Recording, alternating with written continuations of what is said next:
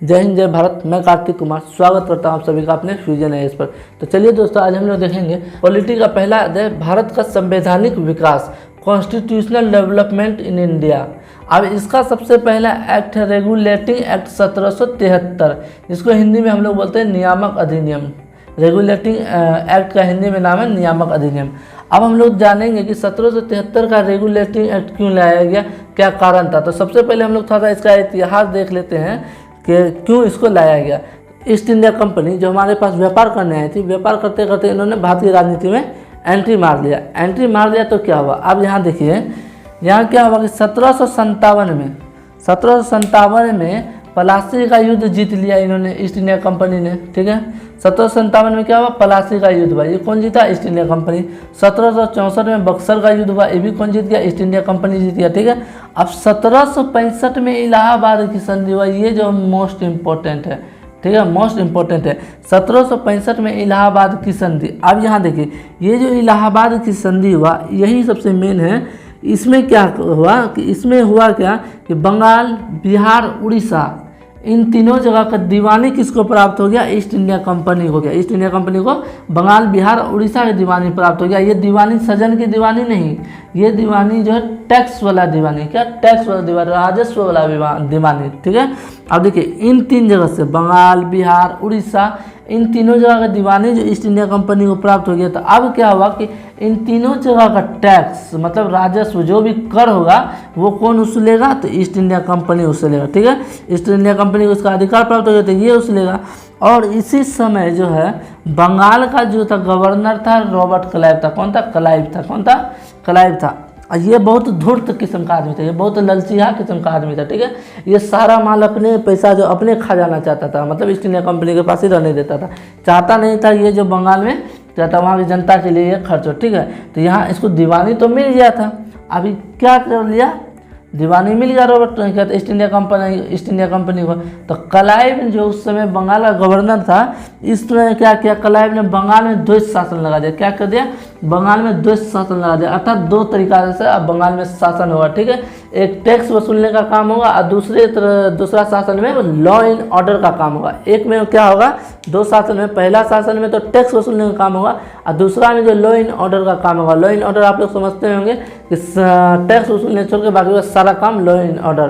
तो अब इन्होंने क्या किया, पहला काम जो था टैक्स वसूलने का, तो इसने इस काम को ईस्ट इंडिया कंपनी को दे दिया। किसको दे दिया, ईस्ट इंडिया कंपनी को कि भाई अब जो राजस्व वसूलेंगे, क्या करेंगे, राजस्व वसूलेंगे। और दूसरा लॉ एंड ऑर्डर का काम जो है बंगाल के नवाब को दे दिया कि अब जो है बंगाल की सारी राजनीतिक प्रशासनिक व्यवस्था एवं वहाँ की जनता का देखभाल, उनकी शिकायतों का निपटारा, सारा काम जो है क्या कर दिया गया, बंगाल के नवाब को दे दिया गया। ठीक है, यही था द्वैध शासन, दो तरीका से शासन, एक टैक्स वसूलने का, दूसरा लॉ एंड ऑर्डर का। तो इन्होंने टैक्स का काम दे दिया ईस्ट इंडिया कंपनी को और लॉ एंड ऑर्डर का काम दे दिया बंगाल के नवाब को। अब क्या हुआ, ये जो क्लाइव ने द्वैत शासन लाया था, ये द्वैत शासन आगे चल के विफल हो गया। यहाँ देखिए, ये द्वैत शासन आगे चल के विफल हो गया। विफल मतलब ये सफल नहीं रहा, आगे चल के ख़त्म हो गया। इसको ख़त्म करना पड़ गया। तो ख़त्म क्यों करना पड़ा, तो आप लोग देखिएगा कंपनी का जो कर्मचारी था उसके भ्रष्टाचार के कारण जो ये द्वैत शासन खत्म करना पड़ा। अब यहाँ देखिए, द्वैत शासन से संबंधित रहता है भ्रष्टाचार। अब क्या हुआ कि रॉबर्ट क्लाइव ने द्वैत शासन लगा दिया। टैक्स तो वसूला जा रहा था ईस्ट इंडिया कंपनी द्वारा और लॉ एंड ऑर्डर का काम बंगाल के नवाब देख रहे थे। अब चूंकि ईस्ट इंडिया कंपनी टैक्स वसूल लेते थे, उसके कर्मचारी के मन में लालच आ गया और धीरे धीरे क्या करने लगा कि ईस्ट इंडिया कंपनी से जब पैसा चुराने लगा, कर्मचारी क्या करने लगा, उसका माल अपने तरफ खींचने लगा और धीरे धीरे कर्मचारी अमीर होते गया और इससे नुकसान हुआ किसको, ईस्ट इंडिया कंपनी का। अब ईस्ट इंडिया कंपनी को नुकसान हो गया, तो नुकसान हुआ तो ईस्ट इंडिया कंपनी क्या हुआ, घाटा में जाने लगा। तो इसको देखते हुए क्या किया, रॉबर्ट क्लाइव ने क्या किया, बंगाल से द्वैत शासन को हटा दिया। अब क्या किया, इसने द्वैत शासन को हटा दिया, अर्थात ये समाप्त कर दिया गया। इसलिए यहाँ पे लिखा गया है कि द्वैत शासन विफल हो गया। क्यों, तो कंपनी के कर्मचारी जो भ्रष्टाचार करने लगा, पैसा दबाने लगा अपने आप में। ठीक है, अब यहाँ द्वैत शासन तो समाप्त कर दिया, अब कंपनी भी घाटा में चली गया। अब जो क्लाइव परेशान हो गया, भाई अब कंपनी तो घाटा में जा रहा है, अब क्या करना है। तब इसने क्या किया, ब्रिटिश संसद के पास क्या किया, लोन के लिए अप्लाई किया। क्या किया? लोन के लिए अप्लाई किया, ठीक है। अब जो इसने क्या किया, ब्रिटिश संसद में लोन के लिए अप्लाई कर दिया कि हाँ हमको जो है 10 लाख पौंड कहता है हमको कर्ज चाहिए, मतलब लोन चाहिए। अब ब्रिटिश संसद भी जो है नज़र गड़ाए बैठा था ईस्ट इंडिया कंपनी पे कि बाबू तुम कोई गलती करो हम तुम पे तुरंत नियंत्रण करने के लिए एक संविधान ला देंगे। अब जो यहाँ का ब्रिटिश का प्रधानमंत्री उस समय जो था, जब ये लोन के लिए अप्लाई किया ब्रिटिश संसद में, तो कितना किया था? 10 लाख पौंड। उस समय ब्रिटिश का प्रधानमंत्री कौन था? Lord north. कौन थे? तो लॉर्ड नॉर्थ थे। ईस्ट इंडिया कंपनी से पूछा, ईस्ट इंडिया कंपनी से जो है पूछा, भाई तुम्हारे पास बंगाल का, बिहार का, उड़ीसा का दीवानी प्राप्त है, तुम्हारे पास राजस्व आ रहा है, टैक्स आ रहा है, ठीक है, एक तो तुम्हारे पास टैक्स आ रहा है, दूसरी बात तुम जो व्यापार कर रहे हो पूरा पूर्वी देशों के साथ, फिर तुमको जो कहता है किस बात का जो लोन चाहिए और तुम्हारा कंपनी घाटा में कैसे चल गया? यही बात का पता लगाने के लिए ब्रिटिश प्रधानमंत्री लॉर्ड नॉर्थ ने क्या किया, एक गुप्त समिति बनाया, उसको बोला बाबू तुम जाओ इंडिया और थोड़ा सा पता करो कि कंपनी घाटा में कैसे चल गया, ठीक है, और उसके बाद हमको सारा रिपोर्ट दो आके। अब हम लोग देखेंगे, देखिए यहाँ तो अब हम लोग देख लिए कि यहाँ घाटा 10 लाख पौंड के लिए जो है अप्लाई कर दिया। यही कारण था कि रेगुलेटरी एक्ट 1773 लाया गया। यही कारण था कि रेगुलेटरी एक्ट 1773 लाया गया कि कंपनी घाटा में चल रहा था और लोन के लिए अप्लाई कर दिया। कहाँ? तो ब्रिटिश संसद में। कहाँ अप्लाई कर दिया? ब्रिटिश संसद में, बस। और ब्रिटिश संसद का माथा तुरंत घुमा और तुरंत उसने नया कानून ला दिया, ठीक है। और उसी को कंपनी को नियंत्रण करने के लिए उन्होंने रेगुलेटरी एक्ट 1773 लाया। क्या लिया? 1773। आप देखिए यह एक्ट तत्कालीन ब्रिटिश प्रधानमंत्री लॉर्ड नॉर्थ द्वारा गठित गुप्त समिति के आधार पर लाया गया। अब यहाँ देखिएगा, पहले आपको बोले थे उस समय ब्रिटिश का प्रधानमंत्री लॉर्ड नॉर्थ थे और उन्होंने एक गुप्त समिति बनाया था और उसी के आधार पर यह जो है 1773 का रेगुलेटिंग एक्ट लाया गया।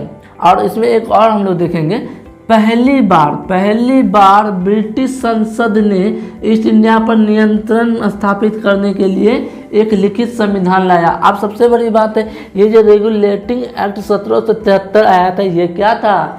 लिखित रूप में आया था। क्या था? तो लिखित रूप में आया था। ये नहीं कि हाँ कानून बन गया बस उसको फॉलो कर दिया जाए, बस वो नहीं था। यहाँ क्या बोला, ये इसको कानून तो बनाया लिखित रूप में, कागज में लिख के भेज दिया कि हाँ ये जो हमारा कंपनी नियम कानून में है ये लिखित रूप में है। इसलिए पहली बार ब्रिटिश संसद ने ईस्ट इंडिया कंपनी पर नियंत्रण स्थापित करने के लिए एक लिखित संविधान लाया, ठीक है। अब हम लोग आगे देखेंगे क्या क्या बातें कही गई रेगुलेटरी एक्ट 1773 में। तो इसमें सबसे बड़ी पहली बात कि ब्रिटिश संसद जो ईस्ट इंडिया कंपनी के लिए जो कानून लाई थी 1773 का रेगुलेटिंग एक्ट, अब जब ये यहाँ पे आए तो यहाँ पे क्या हुआ, 3 गवर्नर था, बॉम्बे में अलग, बंगाल में अलग, मद्रास में अलग। अब यहाँ पे क्या हुआ कि ब्रिटिश संसद तो क्योंकि उनके पास बहुत सारा काम था, उनके पास तो ये सिर्फ काम नहीं थे कि हाँ हम सब गवर्नर के पास जा बात करें कि हाँ कैसे घाटा में चल गई, हमको इसका डिटेल लीजिए। तो उन्होंने सबसे पहले क्या किया, उन्होंने कहा कि 3 गवर्नर से बात करने से अच्छा है कि तीनों में से किसी को एक को हेड बना दिया जाए, किसी में से तीनों का एक को हेड बना दिया जाए। तो अब इन्होंने क्या किया, बम्बई और मद्रास, ये जो बम्बई और मद्रास था इसके गवर्नर को जो है बंगाल के गवर्नर के अंदर कर दिया गया। इसमें सबसे बड़ी बात ये हुआ कि बंगाल के गवर्नर का पद खत्म करके बंगाल का गवर्नर जनरल में बदल दिया गया। क्या किया, बंगाल का जो गवर्नर था उसका पद को खत्म करके बंगाल के गवर्नर जनरल में बदल दिया गया, तथा बम्बई और मद्रास को बंगाल के गवर्नर जनरल के अधीन कर दिया गया। मतलब अब जो बंगाल का गवर्नर जनरल होगा उसके अंदर ये बम्बई का गवर्नर और मद्रास का गवर्नर काम करेगा। तो अब हम लोग देखेंगे बंगाल के गवर्नर को बंगाल का गवर्नर जनरल बना दिया गया। क्या कर दिया गया, गवर्नर जनरल बना दिया गया। मतलब बंगाल का गवर्नर का पद खत्म करके उसको बड़ा कर दिया गया बंगाल का गवर्नर जनरल। अब ये देखिए, ये तो हो गया। तथा मद्रास एवं बम्बई प्रेसिडेंसी का, ये दोनों जो प्रेसिडेंसी थे बम्बई मद्रास, यहाँ देखिए लाइट पड़ रहा होगा इसलिए आप लोगों को नहीं दिखता होगा, ये है बम्बई, ठीक है, और ये है मद्रास, ठीक है। तो ये मद्रास एवं बम्बई प्रेसिडेंसी के गवर्नर को बंगाल के गवर्नर जनरल के अधीन कर दिया गया। अब इसका मतलब यही हुआ कि बंगाल का जो गवर्नर का पद था उसको ख़त्म करके बंगाल का गवर्नर जनरल पद दे दिया गया, और तथा उसमें यह भी कह दिया गया कि तो बंगाल के गवर्नर जनरल के अधीन बम्बई के गवर्नर और मद्रास के गवर्नर होंगे। चूँकि उस समय बंगाल का जो गवर्नर था उस समय वॉरेन हेस्टिंग था। कौन था? वॉरेन हेस्टिंग था। अब बंगाल का गवर्नर का पद खत्म कर दिया गया और उसको क्या चीज़ में बदल दिया गया? बंगाल का गवर्नर जनरल में। तो इसीलिए बंगाल का गवर्नर जनरल किसको बना दिया गया? वॉरेन हेस्टिंग को, क्योंकि उसी समय कहता है ये गवर्नर जनरल का पद बनाया गया था, और उस समय बंगाल का गवर्नर कौन था? तो वॉरेन हेस्टिंग था। इसीलिए इस वॉरेन हेस्टिंग को ही बंगाल का गवर्नर जनरल बना दिया गया। अब यहाँ पे इसको बढ़िया समझिएगा कि बंगाल का प्रथम, यहाँ देखिए गवर्नर जनरल पहली बार बना, तो बंगाल का प्रथम गवर्नर जनरल कौन होगा? तो होगा कौन? Warren Hasting. अब यहाँ देखिए गवर्नर का पद खत्म कर दिया गया 1773 में, तो यहाँ ये भी होगा कि बंगाल का अंतिम गवर्नर जनरल कौन होगा? तो ये वॉरेन हेस्टिंग ही होगा, ठीक है। कौन? वॉरेन हेस्टिंग ही होगा, वॉरेन हेस्टिंग ही होगा, ठीक है। अब हम लोग देखते हैं नोट। एक बात हम लोग यहाँ ध्यान में हम लोग को सीखना चाहिए। अब यहाँ देखिए, यहाँ क्या था? बम्बई अलग था, मद्रास अलग था, बंगाल का तीनों का गवर्नर अलग अलग था। अब चूंकि ब्रिटिश संसद अलग अलग लोगों से, कितना लोगों से बात करते, ठीक है, इसीलिए यहाँ पे इन सभी का एक प्रतिनिधि बना दिया कि इन दोनों, जो ये बोलेगा यही बात इन दोनों का होगा, ठीक है। अर्थात मतलब इन दोनों का प्रतिनिधि हो गया बंगाल का गवर्नर जनरल, ठीक है।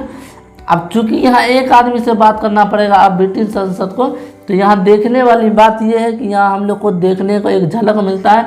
यहाँ पे हम लोग का केंद्रीकृत सत्ता का उदय हुआ। क्या हुआ? केंद्रीकृत सत्ता का उदय हुआ, सेंट्रलाइजेशन। मतलब कि एक जगह से ही सारा चीज़ का प्रशासन, बागडोर और शासन व्यवस्था सब एक जगह से होगा, जो कि है बंगाल। यहाँ से हम लोग को देखने को मिलता है केंद्रीकृत सत्ता मतलब एक ही जगह से सारा काम अब होगा, ठीक है। यहाँ हम लोग को नोट में भारत में केंद्रीकृत सत्ता का प्रारंभ जो 1773 का रेगुलेटिंग एक्ट से ही होता है, 1773 का रेगुलेटिंग एक्ट से ही होगा। अब आगे क्या है कि बंगाल के गवर्नर जनरल, अब जो बंगाल का गवर्नर था उसको गवर्नर जनरल बना दिया गया, तो उसकी सहायता के लिए, ठीक है, बंगाल के गवर्नर जनरल के सहायता के लिए एक 4 सदस्यीय परिषद का गठन किया गया। अब बंगाल का गवर्नर जनरल चूंकि वह बड़ा पद हो गया, ठीक है, और उसकी सहायता के लिए 4 सदस्य वाली एक परिषद का गठन किया गया। 4 सदस्य मिला के एक परिषद का गठन किया गया, ठीक है। और वो 4 सदस्य कौन कौन थे? फिलिप फ्रांसिस, क्लेवरिंग थे, मानसन थे, बॉरवेल थे। ये 4 लोग जो थे ये सदस्य थे किसके? गवर्नर जनरल के परिषद के, ठीक है। अब ये देखिए 4 सदस्य परिषद का गठन किया गया। क्यों किया गया? तो गवर्नर जनरल की सहायता के लिए। तो चलिए अब हम लोग आगे देखते हैं। इससे पहले हम लोग देखे थे यहाँ कि गवर्नर जनरल का सहायता के लिए एक परिषद का निर्माण किया गया था, जिसमें 4 सदस्य थे, फिलिप फ्रांसिस, क्लेवरिंग, मानसन और बॉरवेल, ठीक है। ये 4 सदस्य थे, ठीक है। अब 4 सदस्य थे। अब यहाँ क्या हुआ कि गवर्नर जनरल को सहायता के लिए ये 4 सदस्य दिए गए थे उनके परिषद में। अब क्या था कि गवर्नर जनरल जो कानून बनाएगा, इसमें सबसे पहले एक बात हम लोग यहाँ देखेंगे, गवर्नर जनरल को ये अधिकार दिया गया कि अब जो आपको सचिव, भारत के जो सचिव थे उससे अनुमति लेने का कोई ज़रूरी नहीं है। यहाँ देखिए गवर्नर जनरल भारत के सचिव के पूर्व अनुमति के बगैर ही कानून बनाने का अधिकार, मतलब बंगाल के जो गवर्नर जनरल जो थे अब वो भारत के सचिव से बिना अनुमति लिए ही कानून बना सकता था। अब उसको ये अधिकार तो मिल गया कानून बनाने का। अब जो गवर्नर जनरल कोई भी कानून बनाएगा तो अब इसको यहाँ पे देखिएगा कि गवर्नर जनरल को निर्णायक बहुमत का अधिकार दिया गया। यहाँ तो सबसे पहले इसको एक अधिकार ये दिया गया कि अब सचिव से आपको अनुमति नहीं लेना है कोई भी कानून बनाने के लिए, लेकिन साथ में इसको ये भी कहा गया कि अब गवर्नर जनरल आपको निर्णायक बहुमत का अधिकार दिया गया है। निर्णायक बहुमत क्या होता है? अब जैसे 4 सदस्य हैं, अब गवर्नर जनरल को कानून बना रहा है, ठीक है। अब ये 4 सदस्य में से अगर कोई 2 सदस्य इसका बनाने की तरफ है कि हाँ ये कानून बनेगा, तो ठीक है, और 2 सदस्य बोलेगा नहीं ये कानून नहीं बनेगा। 4 सदस्य हैं, ठीक है, अब 2 सदस्य बोले नहीं बनेगा और 2 सदस्य बोलने बन रहेगा, तो यहाँ क्या होता है, बराबर में हो जाता है। क्या हो जाता है, बराबर में हो जाता है। अब ये क्या हो गया, समान हो गया। अब दोनों को वोटिंग समान हो गया। अब इसमें क्या है कि इनको निर्णायक बहुमत मतलब निर्णय वाला वोट का निर्णय का अधिकार है। अब ये क्या करेंगे, या तो इसमें वोट देंगे या इसमें वोट देंगे, लेकिन ये क्या करते हैं कि इसमें अपना निर्णायक बहुमत देके इसको पास कर देते हैं। अब ये इसमें अगर देते हैं तो ये इनका एक लगा के 3 वोट हो जाता है, तो ये कानून अपने आप पास हो जाएगा। और सबसे बड़ी बात ये है कि इसमें ये जो कानून होगा इसमें जो है गवर्नर जनरल ना नहीं कर सकते क्योंकि इनके पास वीटो पावर नहीं है। वीटो पावर इनको नहीं दिया गया है। अगर कोई कानून बना है तो आप उसको मना नहीं कर सकते, निर्णायक बहुमत आपको देना ही होगा। अगर मान लीजिए 3 अगर आदमी सहमति हो गया तो वो कानून बन जाएगा, लेकिन 2-2 पे आकर रुक गया तो आपको अपना जो है वोट देके उस अधिनियम को पास कराना होगा, ठीक है। अब बराबर में आ गया 2 और 2 4, ठीक है, तो अब यहाँ 2 हो गया, यहाँ 2 हो गया, तो अब ये क्या करेंगे, अपना वोट देके 3 बना के इसको पास करेंगे। क्या करेंगे, पास करेंगे। यही होता है निर्णायक बहुमत। क्या होता है, निर्णायक बहुमत। अब ये जो गवर्नर जनरल चाह के भी इस कानून को निरस्त नहीं कर सकते कि नहीं ये कानून नहीं बनेगा, क्योंकि इनके पास वीटो पावर आप लोग पढ़े होंगे, हमारे देश में राष्ट्रपति महोदय के पास होता है, इनके पास वो वीटो पावर नहीं था कि आप जो इस कानून को निरस्त कर सकते हैं कि ये कानून नहीं बनेगा। हर हाल में इनको जो है अगर कानून बनाना है तो उनको बनाना है अपना निर्णायक बहुमत दे के, अगर 2-2 पे रुक गया तो ठीक। तो हम लोग ये समझ गए कि इनका निर्णायक बहुमत का अधिकार दिया गया। अब ये जो इनको जो भी कानून बनाना है तो भारत के सचिव से इनको जो है अनुमति लेने की जरूरत नहीं है, मतलब यह भारत के सचिव से जो जरूरी नहीं कि उनसे अनुमति लेना ही है। अब आगे देखिए, 1773 का रेगुलेटिंग एक्ट के तहत 1774 में कलकत्ता में एक सर्वोच्च न्यायालय की स्थापना की गई। सर्वोच्च न्यायालय मतलब सुप्रीम कोर्ट। यहाँ देखिए एक सुप्रीम कोर्ट की स्थापना की गई, एससी मतलब सुप्रीम कोर्ट। 1773 का रेगुलेटिंग एक्ट के तहत 1774 में एक सर्वोच्च न्यायालय की स्थापना की गई। क्या की गई, सर्वोच्च न्यायालय की स्थापना की गई, जिसमें 4 सदस्य थे। 4 सदस्य अर्थात 4 जज थे। 4 सदस्य एक सर्वोच्च न्यायालय की स्थापना की गई। 4 सदस्य मतलब 4 जज थे। क्या थे, 4 जज थे। अब इसमें एक मुख्य न्यायाधीश थे, मतलब एक मुख्य जज थे, 3 अन्य जज थे, 3 अन्य न्यायाधीश थे। मुख्य न्यायाधीश का नाम था सर एलिजा इम्पे। मुख्य न्यायाधीश का नाम क्या था, सर एलिजा इम्पे। और 3 अन्य न्यायाधीश का क्या नाम था, चैम्बर्स लिमिस्टर हाइड। क्या, चैम्बर्स लिमिस्टर हाइड, ये 3 अन्य न्यायाधीश थे, ठीक है। अब हम लोग यहाँ नोट एक चीज़ हम लोग देखेंगे, यहाँ पे क्या होता है, भारत में न्यायपालिका का उदय देखने को मिलता है। क्या होता है, जैसे ही सुप्रीम कोर्ट बना भारत में न्यायपालिका का उदय होता है। क्या होता है, न्यायपालिका का उदय होता है। न्यायपालिका का उदय, भारत में न्यायपालिका का उदय होता है। अब हम लोग देखेंगे इस एक्ट में, इस हम लोग को सुप्रीम कोर्ट के बारे में। ये एक अभिलेख न्यायालय था। क्या था, यह एक अभिलेख न्यायालय था। अब अभिलेख न्यायालय क्या होता है, अब आगे जानिए। अभिलेख न्यायालय, हम लोग का जो सुप्रीम कोर्ट अभी भारत में है वो एक अभिलेख न्यायालय है, ठीक है। अब अभिलेख न्यायालय का मतलब समझते हैं। अवमानना करने पर दंड दे सकेंगे, अवमानना करने पर दंड दे सकेंगे, मतलब सुप्रीम कोर्ट अगर कोई फैसला सुनाता है, अगर आप उसको नहीं मानते हैं तो उसके लिए वो आपको दंड दे सकेंगे कि हमने आपको ये बोला, आपने उसको क्यों नहीं किया। अगर फैसला सुनाते हैं तो आपको उस पर अमल करना होगा और उनकी बातों को मानना होगा। अगर आप उसको नहीं मानते तो आपको उनका फैसला ना मानने के लिए सजा दिया जाएगा। क्या दिया जाएगा, सजा दिया जाएगा, ठीक है। ये एक था। और दूसरा, इनके फैसले को लिखित रूप में सुरक्षित रखे जाते हैं, मतलब सुप्रीम कोर्ट जो फैसला सुनाएगा उनका फैसला को लिखित तौर पर लिखकर सुरक्षित रखा जाता है। क्या करा जाता है, सुरक्षित रखा जाता है। यही होता है अभिलेख न्यायालय। अब हम देखते हैं इनका फैसला सुरक्षित क्यों रखा जाता है। वो इसलिए कि भविष्य में कहीं पे दोबारा कोई किसी निचली अदालत में अगर कोई उसी तरह का फैसला सुनाया जाए तो सुप्रीम कोर्ट का जो है उस फैसले का उदाहरण दे दिया जा सकता है। अब यहाँ देखिए, इनको फैसले को लिखित रूप में सुरक्षित रखा जाता है तथा अन्य सामान्य मामलों में उदाहरण के तौर पर दिए जा सकते हैं। अब मान लेते हैं सुप्रीम कोर्ट जब फैसला सुना दिए तो उसको लिखित तौर पर रख दिया गया। अब उसी टाइप का कोई केस मान लीजिए सुप्रीम कोर्ट में, अब मान लीजिए हम पूर्णिया जिले से, पूर्णिया कोर्ट में अगर उसी तरह का कोई मिला जुला केस होगा तो अब जो सुप्रीम कोर्ट उस मामला में फैसला सुनाया है वही फैसला यहाँ की भी अदालत उसको सुनाएगी। ठीक है, अब आप लोग यहाँ पे समझिएगा इस कॉन्सेप्ट को। आप लोग वकील के घर गए होंगे कभी, उनका घर में देखते होंगे पूरा रूम में कहता है फाइल रहता है, किताब रहता है, कॉपी रहता है, उसमें आप लोग देखेंगे वही मोटका मोटका कॉपी किताब ही मोटा मोटा कॉपी किताब, यहाँ फाइल वहाँ फाइल वहाँ फाइल, ये धारा वो धारा लगा रहता है। अब आप लोग समझिए वो कोई किताब नहीं रहता, वो जो है केस का स्टडी का मटेरियल रहता है। हाँ, सुप्रीम कोर्ट किस मामला में फैसला सुनाया है। ठीक है, अब मान लीजिए उस वकील के पास कोई आदमी गया है कि हाँ मेरे साथ ऐसा ऐसा हो गया है, तो वो सुप्रीम कोर्ट के फैसला से मिलता जुलता हुआ केस उसका है। अब जो है निचली अदालत उसी केस में कोई दूसरा फैसला सुना देगा तो वकील फटाक से क्या करेगा, अपना फाइल खोलेगा, बोलेगा हुजूर यहाँ देखिए सुप्रीम कोर्ट ने इसी केस पर जो ये फैसला दिया है, कहता है जो भी फैसला हो कि उसी ये फैसला दिया, तो निचली अदालत जो उसी से मिलता जुलता उनको फैसला देगी। इसका एक एग्जांपल हम आप लोग को देते हैं। अभी वर्तमान में राहुल गांधी जी का जो है सदस्यता खत्म हो गया था। क्यों? उन्होंने मोदी सरनेम को चोर बोल दिया था, तो उनका जो सदस्यता खत्म कर दिया गया था 2 साल के लिए। लेकिन वही केस जब सुप्रीम कोर्ट में गया तो उन्होंने राहुल गांधी की सदस्यता को वापस दे दिया। क्या कर दिया? उनकी सदस्यता को वापस दे दिया गया। अब देखिए यहाँ पे जो उन्होंने फैसला सुनाया, उनका सदस्यता वापस मिल गया उनको। ये उनका जो फैसला सुनाया ना, इस फैसले को लिखित तौर पर सुरक्षित रख दिया गया।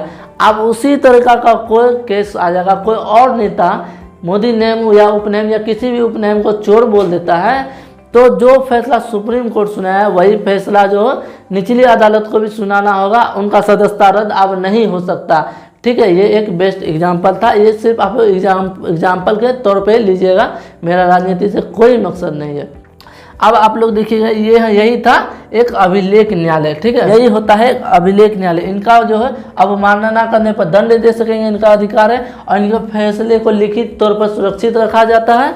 अब यहाँ देखिएगा, इस न्यायालय के अंतर्गत अब जो ये न्यायालय था सुप्रीम कोर्ट 1774 में जो बना था कलकत्ता में, इसके अंतर्गत कौन कौन से प्रांत आते थे? तो बंगाल, बिहार, उड़ीसा, इनके अंदर ये 3 प्रांत ही शामिल थे। बंगाल, बिहार, उड़ीसा, ये 3 प्रांत ही इनके अंदर शामिल थे। यहाँ पे सुप्रीम कोर्ट का केस खत्म होता। अब हम लोग देखेंगे कोर्ट ऑफ डायरेक्टर्स के बारे में जानेंगे। अब कोर्ट ऑफ डायरेक्टर्स में सदस्य कितना होता था? 24। अब प्रत्येक 24 सदस्य 1 साल में हट जाते थे। इनका कार्यकाल का सीमा 1 वर्ष ही था। अब क्या कर दिया गया इस एक्ट के तहत? कोर्ट ऑफ डायरेक्टर्स की कार्य अवधि, इसका जो कार्य करने का जो अवधि था 1 वर्ष के स्थान पर 4 वर्ष कर दिया गया। कहा गया भाई साहब अब जो आप 1 साल काम नहीं करके 4 साल काम करेंगे। क्या करेंगे?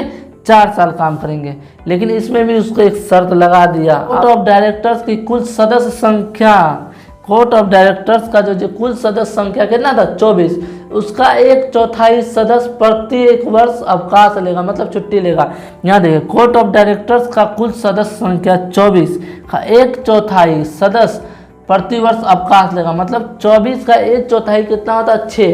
तो प्रत्येक वर्ष 6 सदस्य छुट्टी मतलब अवकाश लेगा। ठीक है, अब यहाँ देखिए, अब कोर्ट ऑफ डायरेक्टर के सदस्यों का चुनाव पहले 500 पाउंड के शेयर धारक करते थे। लेकिन इसमें क्या कर दिया गया? कोर्ट ऑफ डायरेक्टर्स के चुनाव में चुनने का अधिकार, कोर्ट ऑफ डायरेक्टर्स के सदस्यों को चुनने का अधिकार अब क्या कर दिया गया?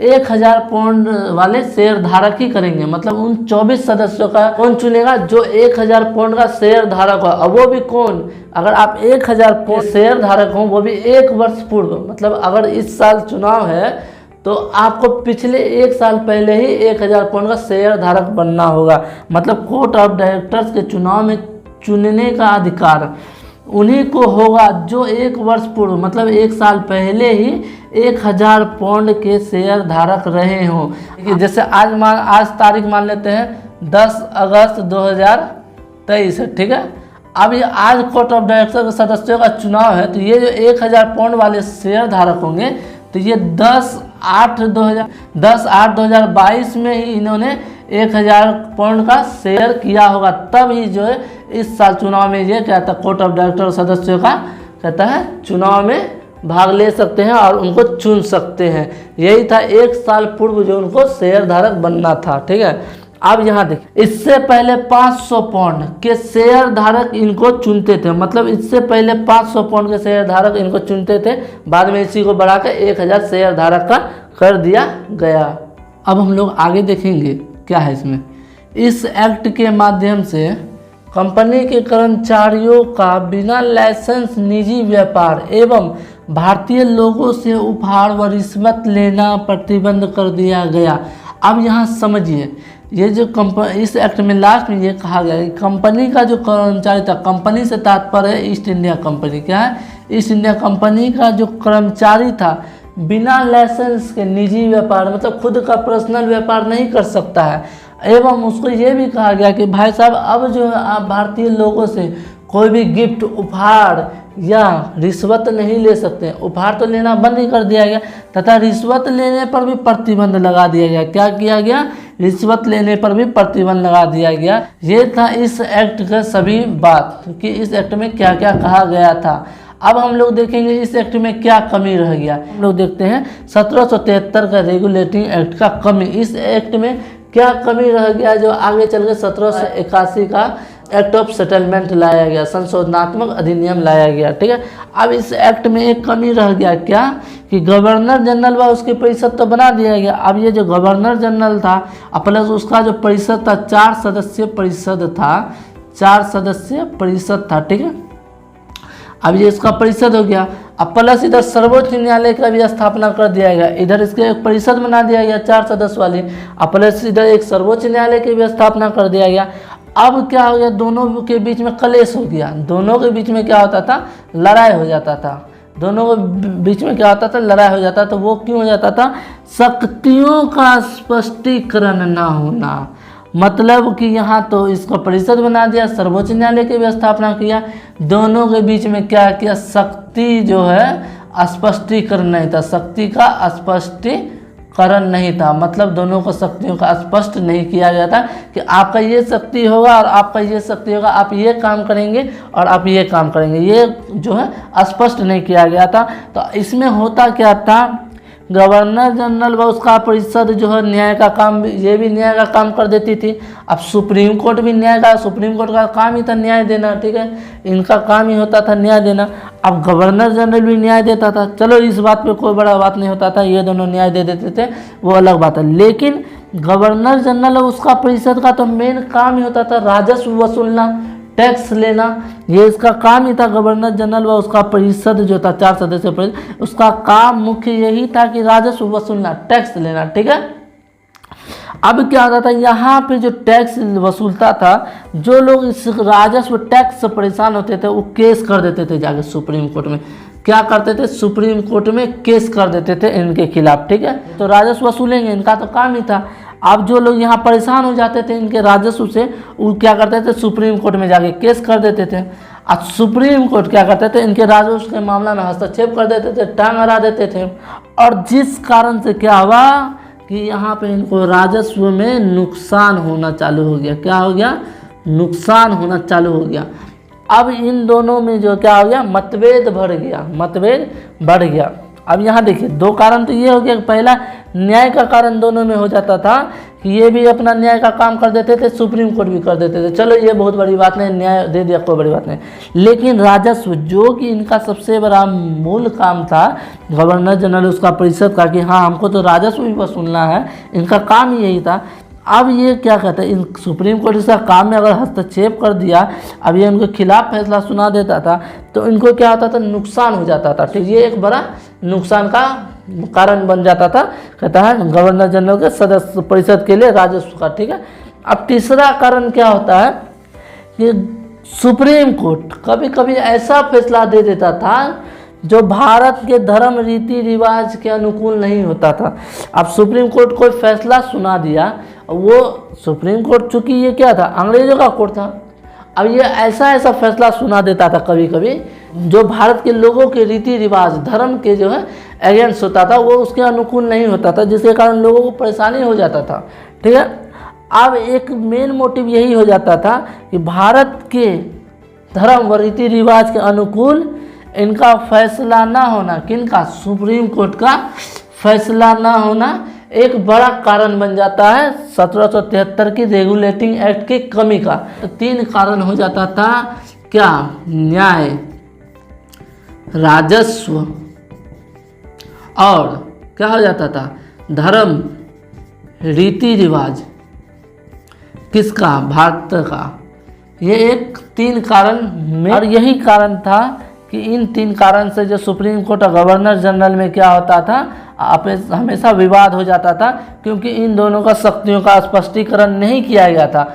और इसी कारण से ये जो इन दोनों में विवाद होता था, इन्हीं कारण से आगे चल के 1781 में एक एक्ट लाया गया, जिसको हम लोग बोलते हैं 1781 का एक्ट ऑफ सेटलमेंट।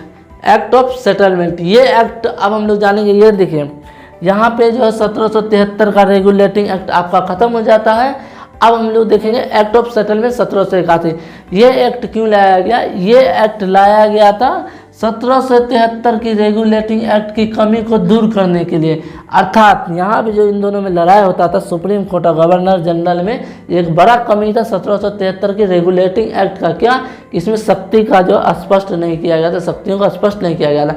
उन्हीं के लिए 1773 की रेगुलेटिंग एक्ट में संशोधन करने के लिए, संशोधन करना मतलब जोड़ना या घटाना, ठीक है, जोड़ना हो कुछ तो संशोधन करेंगे, हटाना हो तो जो संशोधन करेंगे। इसलिए इस एक्ट की कमी को दूर करने के लिए एक्ट ऑफ सेटलमेंट लाया गया। क्या लाया गया?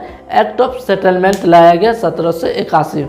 इस अधिनियम ये जो है एक्ट ऑफ सेटलमेंट को, इसको हम लोग संशोधनात्मक अधिनियम या बंगाल जुडिकेचर अधिनियम कहते हैं। बंगाल जुडिकेचर अधिनियम एक्ट कहते हैं। क्या कहते हैं? बंगाल जुडिकेचर एक्ट कहते हैं।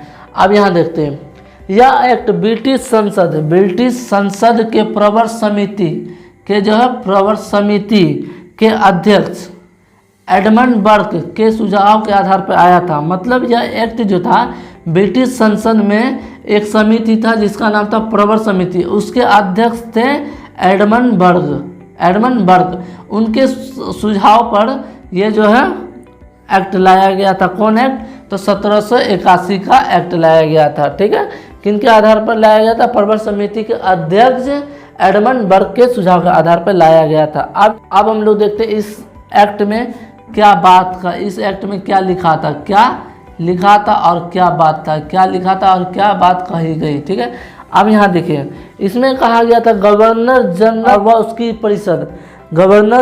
उसकी परिषद जो 4 सदस्य के परिषद में को सर्वोच्च न्यायालय के अधिकार क्षेत्र से बाहर कर दिया गया। अब ये बड़ा एक टॉपिक हो जाता है, गवर्नर जनरल व उसकी परिषद को सर्वोच्च न्यायालय के अधिकार क्षेत्र से बाहर कर दिया गया। इसका मतलब समझिए, ये गवर्नर जनरल उसका परिषद हो गया, अब और सर्वोच्च न्यायालय दोनों को अलग अलग कर दिया गया। और अर्थात यहाँ देखिए, ये गवर्नर जनरल व उसका परिषद एक कार्यपालिका हो जाती है। क्या हो जाती है? कार्यपालिका। और ये देखिए सर्वोच्च न्यायालय क्या है? न्यायपालिका। अब यहाँ देखिए दोनों को अलग कर दिया गया। क्या कर दिया गया? दोनों को अलग कर दिया गया। मतलब गवर्नर जनरल व उसकी परिषद को सर्वोच्च न्यायालय के अधिकार क्षेत्र से बाहर कर दिया गया।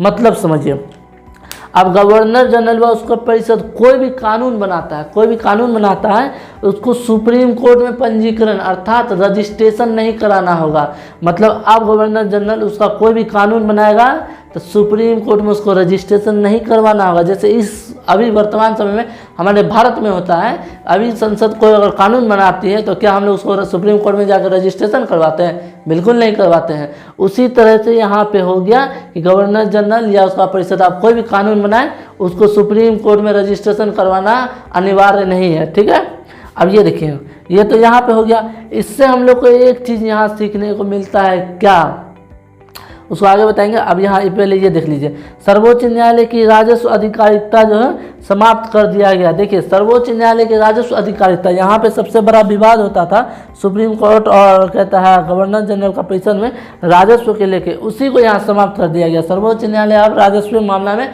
अपना टांग नहीं अड़ाएगा। मतलब सर्वोच्च न्यायालय की राजस्व अधिकारिकता समाप्त कर दिया गया। आप सुप्रीम कोर्ट को बोल दिया कि आप आपको राजस्व से कोई मतलब नहीं है, क्या ठीक है। अब आप राजस्व का आप किसी भी प्रकार का अधिकार नहीं जमा सकते हैं, आपका राजस्व अधिकारिकता जो समाप्त कर दिया गया है, ठीक है। अब यहाँ देखिए 5000 पाउंड या उससे ऊपर, 5000 पाउंड या उससे ऊपर का मामला कहाँ जाएगा, सीधे प्रीवी काउंसिल लंदन में। कहाँ, प्रीवी काउंसिल लंदन में पहुँचेगा।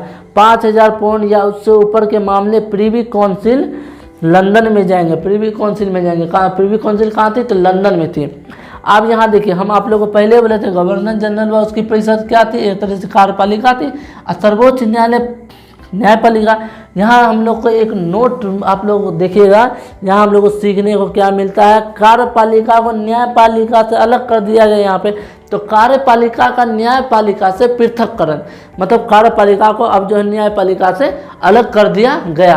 अब हम लोग आगे समझते हैं। तो यहाँ पे हम लोग पहले क्या समझ रहे थे कि यहाँ पे कार्यपालिका का न्यायपालिका से पृथककरण समझ रहे थे। अब यहाँ देखिए कार्यपालिका का न्यायपालिका से पृथककरण वही हुआ, वहाँ जो गवर्नर जनरल प्लस उसका जो सर्वोच्च न्यायालय था उसका अधिकार क्षेत्र से अलग कर दिया गया। मतलब कि वो जो कार्यपालिका जो अब कानून बनाएगी सर्वोच्च न्यायालय में उसको रजिस्ट्रेशन नहीं करवाना पड़ेगा, तो वहाँ क्या हुआ, कार्यपालिका और न्यायपालिका को अलग कर दिया गया। और यहाँ देखिए उसी का कार्य पर नोट, कार्यपालिका को न्यायपालिका से पृथककरण कर दिया गया।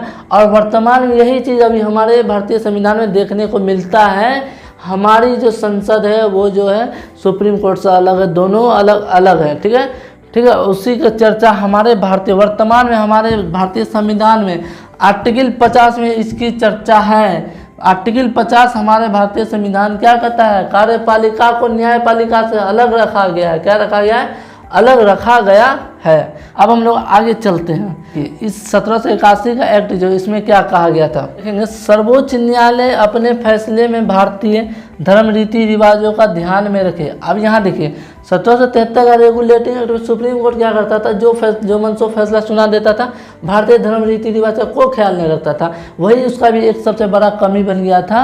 और आगे चल के 1781 का एक्ट में जो है ये कहा गया कि सर्वोच्च न्यायालय अब अपना फैसला जो भी आप सुनाइएगा उसमें भारतीय धर्म रीति रिवाजों का ध्यान में रख कर ही अपने फैसले को सुनाइएगा। मतलब आप अपना फैसला सुनाइए भारतीय धर्म रीति रिवाज, तो उसका आपके फैसले से उनका किसी भी प्रकार से नुकसान नहीं होना चाहिए। आप फैसला तो सुनाइए मगर उनके भी रीति रिवाजों को आहत किए बिना ही फैसला सुनाइए। अब आगे हम लोग देखते हैं कलकत्ता की सरकार अब कलकत्ता, बिहार, उड़ीसा के लिए कानून बनाएगी। मतलब कलकत्ता, यहाँ कलकत्ता से तात्पर्य बंगाल या गवर्नर जनरल या उसकी परिषद वही हो गई है, ठीक है ना। इसको हम लोग गवर्नर जनरल व उसकी परिषद जो 4 सदस्य वाली थी, या इसको हम लोग कलकत्ता की सरकार या बंगाल की सरकार कह सकते हैं। अब कलकत्ता, बिहार, उड़ीसा तीनों के लिए ये कानून बनाएंगे। कौन, तो गवर्नर जनरल व उसका परिषद क्या करेगी, कलकत्ता, बिहार, उड़ीसा के लिए अब कानून बनाएगी। अब हम लोग आगे देखते हैं कलकत्ता की सरकार को विधि बनाने का स्रोत प्राप्त हुआ। अब यहाँ देखिए इसमें एक बड़ा सा पॉइंट ऑफ व्यू देखिए। अब देखिए सबसे पहले क्या हुआ कि कलकत्ता की सरकार बंगाल गवर्नर जनरल क्या होता था 1773 का रेगुलेटिंग एक्ट के तहत ही पहले क्या होता था, कानून बनाता था। अब उसको यहाँ 1773 का रेगुलेटिंग एक्ट छोड़कर 1781 का एक्ट के तहत क्या कर दिया गया, अब इसको विधि बनाने का अधिकार दिया गया। कहाँ, कलकत्ता, बिहार, उड़ीसा में। तो अब यहाँ देखिए 1773 का रेगुलेटिंग एक्ट के तहत तो बना ही रहा था। अब 1781 का एक्ट ऑफ सेटलमेंट के तहत भी ये अब बिहार, कलकत्ता, उड़ीसा में कानून बनाएगा। इस प्रकार कलकत्ता की सरकार को अब 2 स्रोत प्राप्त हो गया कानून बनाने का। यहाँ अभी वही बात हो रहा था कि कलकत्ता की सरकार को विधि बनाने का 2 स्रोत प्राप्त हो गया, ठीक है। पहला 1773 का रेगुलेटिंग एक्ट, दूसरा एक्ट ऑफ सेटलमेंट 1781। अब ये दोनों के तहत जो है कानून बना सकता है। इसका परिणाम क्या हुआ, परिणाम ये हुआ कलकत्ता की जो सरकार थी मतलब गवर्नर जनरल उसका क्या हुआ, यहाँ सख्ती बढ़ा दिया गया। यहाँ देखिए सबसे पहली बात कलकत्ता, बिहार, बंगाल में इन 3 जगह पे क्या कानून बना, यहाँ पहले था कलकत्ता में, अब 2 जगह और बढ़ा दिया बिहार, बंगाल, बिहार, उड़ीसा, यहाँ पे और कानून बनाएगा, ठीक है। यहाँ 2 जगह क्या हुआ, इसका सख्ती बढ़ा, ठीक है, सख्ती बढ़ा। दूसरी बात यहाँ पे और क्या किया गया, इसको सुप्रीम कोर्ट से इसका अलग कर दिया गया कि अब कोई भी कानून लाएगा तो वहाँ पंजीकृत नहीं करेगा तो यहाँ क्या हुआ, सुप्रीम कोर्ट का पावर कम हुआ और कार्यपालिका का पावर बढ़ा। क्या बढ़ा, कार्यपालिका, उसका परिषद का जो पावर बढ़ गया, तो उसका परिणाम ये होता है सर्वोच्च न्यायालय की शक्तियों को सीमित किया गया। मतलब यहाँ क्या किया गया, सर्वोच्च न्यायालय की शक्ति को सीमित किया गया। दो जगह उसका शक्ति कम हो गया।